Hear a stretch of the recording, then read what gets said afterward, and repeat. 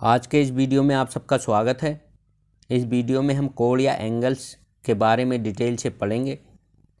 इस टॉपिक से एक या दो क्वेश्चन आपको टीटी, सीटीईटी या शिक्षक भर्ती के एग्ज़ाम में मिल जाएंगे। आप मेरी वीडियो को अंत तक ज़रूर देखें। शुरू करते हैं। कोण या एंगल्स होता क्या है? यदि दो रेखाखंड एक ही बिंदु पर मिलते हैं तो उनसे बनी आकृति को हम कोण कहते हैं। जैसे ये दो रेखाखंड है, एक रेखाखंड ये हो गया और दूसरा रेखाखंड ये हो गया, तो इनसे जो आकृति बन रही है इसको हम क्या कहेंगे? एंगल कहेंगे। ये कोई पॉइंट ए है, ये बी है और ये सी है। तो एंगल को हम लिखते कैसे हैं? तो इसको हम लिखेंगे कोण बी ए सी। जिस पॉइंट पर एंगल बनता है उसको हम बीच में लिखते हैं। ए पॉइंट पर एंगल बनना है इसलिए ए को हमने बीच में लिखा है। इसको हम ऐसे भी लिख सकते हैं, angle C A B.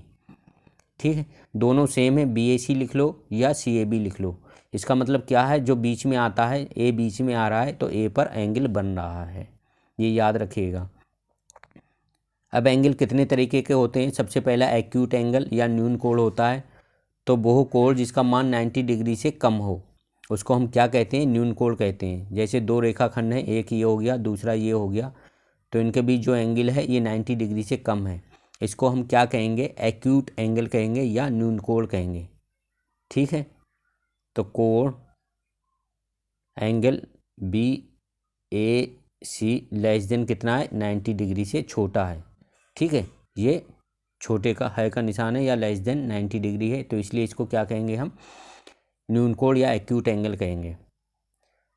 Exam में किस तरीके का क्वेश्चन आता है? आपको एक आकृति बनी हुई दे देगा और पूछ लेगा ये कौन सा एंगल है, इन आकृति के बीच कौन सा एंगल बन रहा है, तो वो आपको बताना होगा। तो उसको आपको देखना है। अगर 90 डिग्री से कम है तो न्यून कोण है, 90 डिग्री से ज़्यादा है तो कितना ज़्यादा है, फिर उस हिसाब से आप बताएंगे। उसके बाद क्या है? राइट एंगल है। वो कोण जिसका मान 90 डिग्री होता है उसको हम क्या कहते हैं?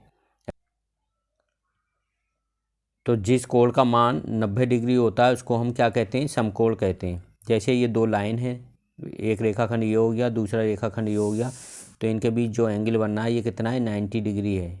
ठीक है, ये ए, ये बी और ये सी, तो एंगल बी ए सी कितना हो गया? 90 डिग्री हो गया। तो इसको हम क्या कहेंगे? समकोण कहेंगे। जब दो रेखाखंडों के बीच एंगल 90 डिग्री होता है तो उसको हम समकोण कहते हैं। उसके बाद ऑब्ट्यूज एंगल या अधिक कोण होता है। तो वो कोण जिसका मान 90 डिग्री से ज़्यादा, 90 डिग्री से अधिक तथा 180 डिग्री से कम हो उसको हम क्या कहते हैं? अधिक कोण कहते हैं। तो ये दो रेखाखंड है, एक रेखाखंड ये हो गया, दूसरा रेखाखंड ये हो गया, ये ए है, ये बी है और ये सी है। तो इनके बीच जो ये एंगल बनना है, एंगल बी ए सी क्या है? ग्रेटर देन 90 डिग्री, मतलब 90 डिग्री से बड़ा है। ठीक है, तो इसको हम क्या कहते हैं? जब एंगल का मान 90 डिग्री से ज़्यादा होता है तब उसको हम अधिक कोण कहते हैं या ऑब्ट्यूज एंगल कहते हैं।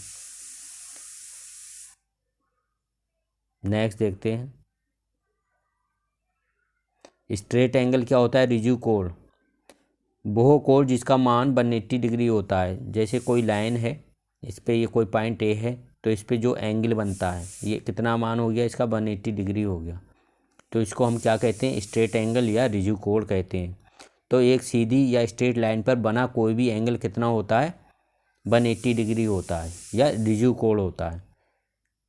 ठीक है, अब एग्जाम में क्या होता है? एग्जाम में इस तरीके का क्वेश्चन पूछ लेगा, आपसे ये पूछ लेगा, यहाँ ए पॉइंट दे दिया और इस पर ये एंगल बनना है, तो बताइए ये कौन सा कोण है? एक्यूट एंगल है, राइट एंगल है, ऑब्ट्यूज एंगल है या स्ट्रेट एंगल है? तो आपको ऑप्शन लगाना है स्ट्रेट एंगल है। नेक्स्ट देखते हैं, रिफ्लेक्स एंगल क्या होता है? पुनरुक्त कोण या प्रतिवर्ती कोण या रिफ्लेक्स एंगल। तो वो कोण जिसका मान 180 डिग्री से बड़ा, यहाँ लिख लेना 180 डिग्री से बड़ा, ठीक है, तथा 360 डिग्री से छोटा हो उसे हम क्या कहते हैं? रिफ्लेक्स एंगल या पुनरुक्त कोण कहते हैं। अब ये तो इस लाइन पर 180 डिग्री का कोण बनेगा। अब 180 डिग्री से बड़ा तो ये होगा 180 डिग्री से बड़ा, ये वाला एंगल। ठीक है, तो ये 180 डिग्री से बड़ा हो गया। ये पॉइंट ए ले लेते हैं, ये बी ले लेते हैं, ये सी ले लेते हैं। तो angle B AC greater than कितना हो गया 180 डिग्री। ठीक है, तो इस एंगल को हम क्या कहते हैं, रिफ्लेक्स एंगल या पुनरुक्त कोण या प्रतिवर्ती कोण कहते हैं।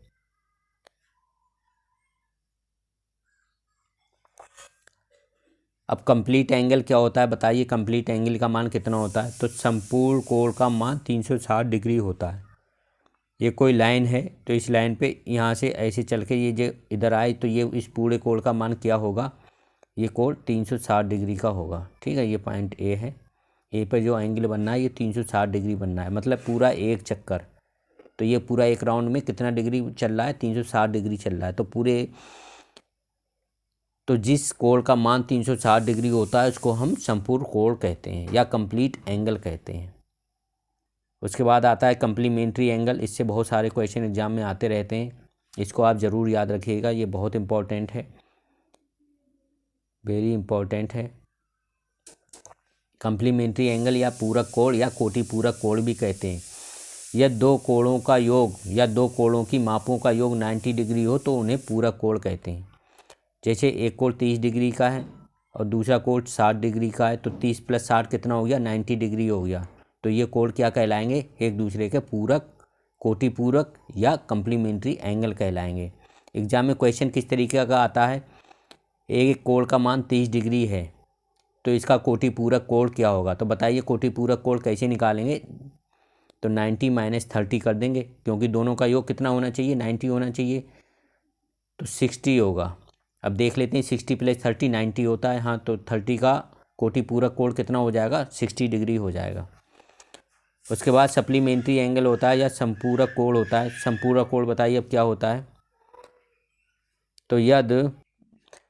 तो संपूरक कोण या सप्लीमेंट्री कोण या दो कोणों की मापों का योग 180 डिग्री हो तो उसको हम क्या कहते हैं, संपूरक कोण या सप्लीमेंट्री एंगल्स कहते हैं।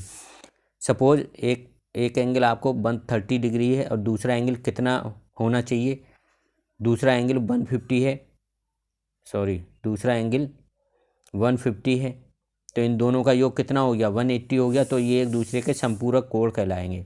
लेकिन एग्जाम में क्वेश्चन क्या आता है, एक कोण का मान ले दे दिया 50 डिग्री है, अब इस कोण का संपूरक कोण या सप्लीमेंट्री एंगल निकालना है, तो कैसे निकालेंगे, 180 - 50 कितना आ गया, 130, तो इसका ये सप्लीमेंट्री एंगल या संपूरक कोण हो गया।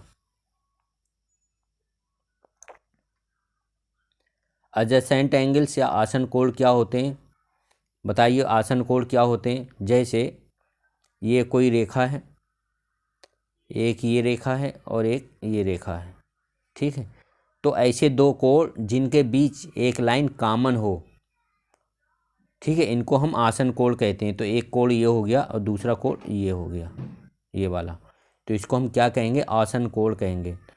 तो ऐसा कोण जिनका एक शीर्ष बिंदु हो और उनके बीच एक कॉमन लाइन हो, तो उनसे जो कोण बनते हैं दो अलग अलग, उनको हम आसन कोण कहते हैं। ठीक है, नेक्स्ट देखते हैं लीनियर पेयर एंगल्स क्या होते हैं। अब यहाँ देखिए लीनियर आ गया, लीनियर का मतलब लाइन में, एक लाइन में, तो ये कोई लाइन है, अब इससे कोई दूसरी लाइन आके मिल रही है, तो ये जो एंगल कहलाते हैं, एक एंगल ये हो गया और दूसरा एंगल ये हो गया, तो ये क्या कहलाएंगे, ये रैखिक युग्म कोण या लीनियर पेयर एंगल्स कहलाएंगे। तो आसन कोण भी यही होता है, लेकिन आसन कोण में जो दो डिफरेंट लाइन होती हैं वो एक सीधी रेखा में नहीं होती हैं। लीनियर पेयर एंगल्स में क्या होता है, जो दो विभिन्न रेखाएं होती हैं वो विपरीत दिशाओं में और एक सीधी रेखा में होती हैं, तो इसको हम रैखिक युग्म कोण या लीनियर पेयर एंगल्स कहते हैं।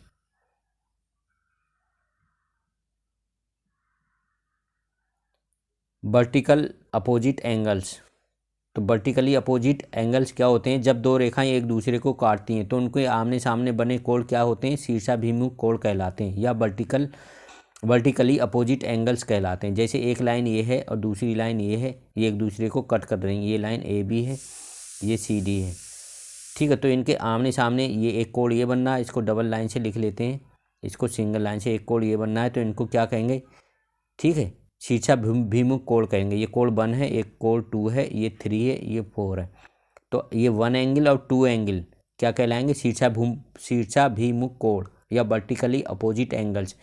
और एंगल 3 और एंगल 4 क्या कहलाएंगे? शीर्षाभिमुख कोण या वर्टिकली अपोजिट एंगल। और जो आमने सामने के कोण होते हैं उनका मान बराबर होता है। एंगल 1 बराबर होगा एंगल 2 के और एंगल 3 बराबर होगा एंगल 4 के। ये भी याद रखिएगा, क्योंकि जो क्वेश्चन आते हैं तो उसमें अगर आपको ये पता होगा तो उसको सॉल्व करने में आसानी होगी। नेक्स्ट देखते हैं,